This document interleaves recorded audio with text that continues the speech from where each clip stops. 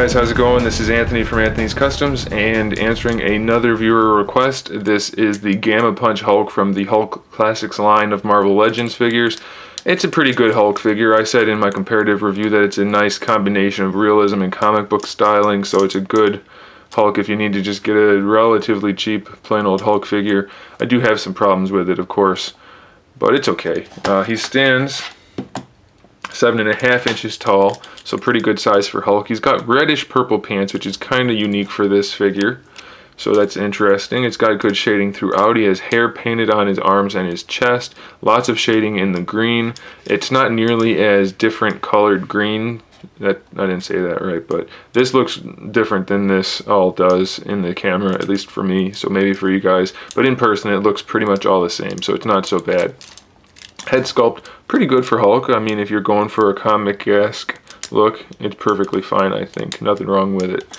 Now here's the problem. Two problems I have. One is that he's got a gimmick, so that stinks. I don't like gimmicks ever.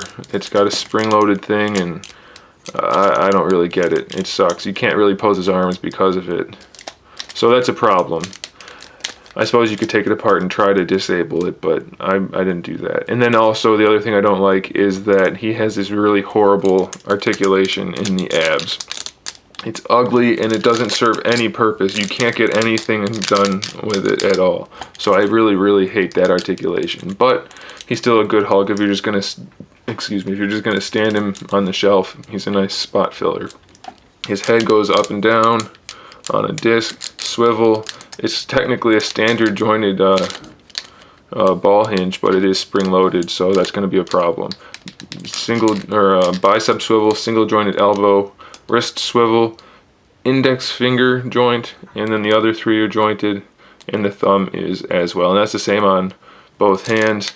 Kind of makes an ugly wrist, but it's not too bad in person. He's got a waist twist, which is also spring loaded.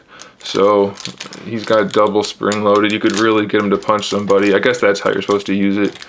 Use the waist and the shoulder at the same time, and then he does his gamma punch. So, I mean, if you're into gimmicks, that's okay, but I don't care for it. T-jointed hips, ball hinge hips with a thigh swivel, a double jointed knee, ankle pivot, ankle rocker, toe joint. So it's pretty good. It's the same mold they used for the House of M Hulk, except he doesn't have any of the gimmicks.